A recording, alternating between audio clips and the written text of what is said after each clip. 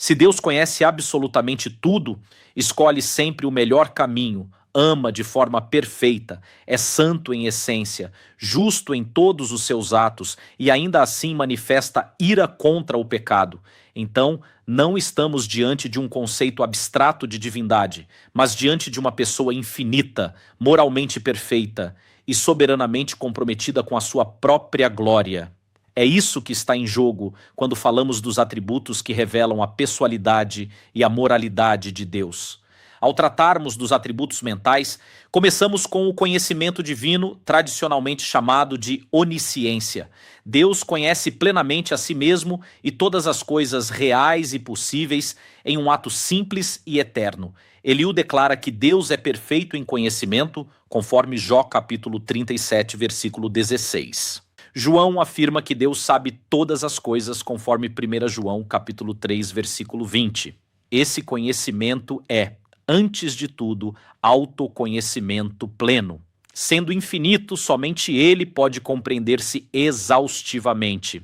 Paulo ensina que o Espírito sonda todas as coisas, até mesmo as profundezas de Deus, e que ninguém conhece as coisas de Deus senão o Espírito de Deus, conforme 1 Coríntios capítulo 2, versículos 10 e 11. Aqui contemplamos a profundidade trinitária da onisciência. O Pai é perfeitamente conhecido pelo Espírito, e nada no ser divino é obscuro ou progressivo. Além disso, Deus conhece todas as coisas reais e possíveis. Hebreus capítulo 4, versículo 13, declara que nada está oculto diante dele. Jesus afirma que Tiro e Sidom teriam se arrependido sob outras circunstâncias, conforme Mateus capítulo 11, versículo 21. Isso demonstra que Deus conhece não apenas o que acontece, mas o que poderia acontecer. Seu conhecimento não é reativo, é eterno e imutável. Ele não aprende, não esquece e não raciocina por tentativa e erro. Seu saber é simples, indivisível e eterno. A sabedoria divina vai além do conhecimento. Sabedoria é a perfeita aplicação do conhecimento. Deus sempre escolhe os melhores fins e os melhores meios para atingi-los. Paulo o chama de o único Deus sábio, em Romanos capítulo 16, versículo 27. A criação manifesta essa sabedoria, como declara o Salmo 104, versículo 24. Mesmo em um mundo afetado pelo pecado, ainda vemos ordem, harmonia e propósito. Na vida do crente, Romanos capítulo 8, versículos 28 e 29, revelam que Deus opera todas as coisas para o bem daqueles que o amam, conduzindo-os à conformidade com Cristo. Essa verdade é profundamente consoladora. Ainda que não compreendamos os caminhos de Deus, confiamos que sua sabedoria é perfeita. Tiago, capítulo 1, versículo 5, nos convida a pedir sabedoria. E o Salmo 19, versículo 7, mostra que a palavra é o instrumento pelo qual Deus nos torna sábios. Entretanto, Romanos, capítulo 11, versículo 33, nos lembra que sua sabedoria é insondável. Em muitos momentos, a fé precederá o entendimento. Passando aos atributos morais, encontramos a bondade. Deus é o padrão final do bem. Jesus afirma que ninguém é bom senão um, que é Deus, conforme Lucas capítulo 18, versículo 19. O Salmo 100, versículo 5, declara que o Senhor é bom. Tudo o que ele faz é digno de aprovação, porque procede de sua natureza santa. Tiago, capítulo 1, versículo 17, afirma que toda boa dádiva procede do Pai das luzes.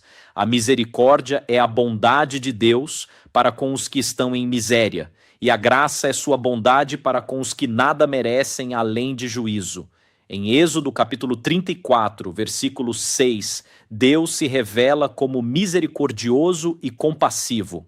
Paulo ensina em Romanos capítulo 3, versículos 23 e 24, que somos justificados gratuitamente por sua graça, mediante a redenção que há em Cristo Jesus. Aqui vemos a harmonia entre graça e justiça, fundamental na perspectiva ortodoxa e essencial à esperança escatológica pré-tribulacionista. A igreja é salva pela graça antes da manifestação plena da ira futura. O amor de Deus é sua entrega eterna de si mesmo para o bem do outro. 1 João, capítulo 4, versículo 8, declara que Deus é amor. Antes da fundação do mundo, o Pai amava o Filho, conforme João, capítulo 17, versículo 24. Esse amor trinitário é a base do amor redentor. João, capítulo 3, versículo 16, proclama que Deus amou o mundo e deu o seu Filho.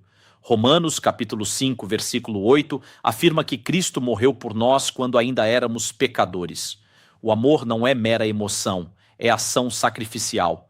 A santidade divina significa que Deus é separado do pecado e dedicado à sua própria glória.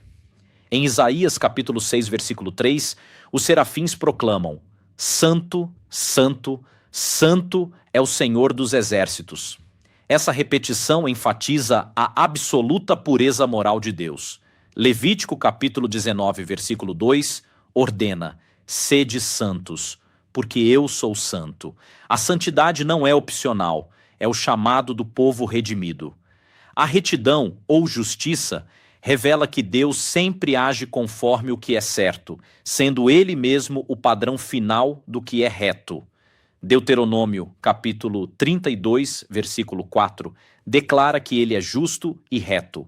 Romanos, capítulo 3, versículos 25 e 26, mostra que, na cruz, Deus demonstrou sua justiça ao punir o pecado em Cristo, permanecendo justo e justificador. Aqui, a cruz se torna o centro da revelação moral de Deus. Justiça satisfeita, graça oferecida. O zelo divino revela seu compromisso inabalável com sua própria honra. Em Êxodo, capítulo 20, versículo 5, Deus se apresenta como Deus zeloso. Diferente do ciúme pecaminoso humano, o zelo divino é santo, porque ele é o único digno de glória. Isaías, capítulo 48, versículo 11, afirma que ele não dará sua glória a outro. A ira de Deus, por sua vez, é sua oposição santa e justa contra o pecado. Romanos, capítulo 1, versículo 18, declara que a ira de Deus se revela contra toda impiedade. João, capítulo 3, versículo 36, afirma que a ira permanece sobre quem rejeita o Filho. Contudo, para os que estão em Cristo, 1 Tessalonicenses, capítulo 1, versículo 10, declara que fomos libertos da ira futura. Essa verdade é central à esperança pré-tribulacionista. A igreja não está destinada à ira, mas à salvação. Por fim, a vontade de Deus é o atributo pelo qual ele aprova e determina tudo quanto acontece de acordo com seu propósito eterno. Nada escapa ao seu decreto soberano. Sua vontade não é caprichosa, mas sábia, santa e perfeitamente alinhada com seu caráter. Diante de tudo isso, a pergunta não é apenas quem é Deus, mas como devemos responder a ele. Se ele é onisciente, sábio, bom, misericordioso, amoroso, santo, justo, zeloso e santo em sua ira, então nossa resposta deve ser adoração reverente, confiança inabalável e santidade prática. Se este estudo expandiu sua visão sobre quem Deus é, inscreva-se no canal, compartilhe com alguém que ama teologia profunda e deixe seu comentário dizendo qual atributo mais impactou sua compreensão da glória divina. Afinal, conhecer a Deus não é apenas um exercício intelectual, é o fundamento da verdadeira adoração.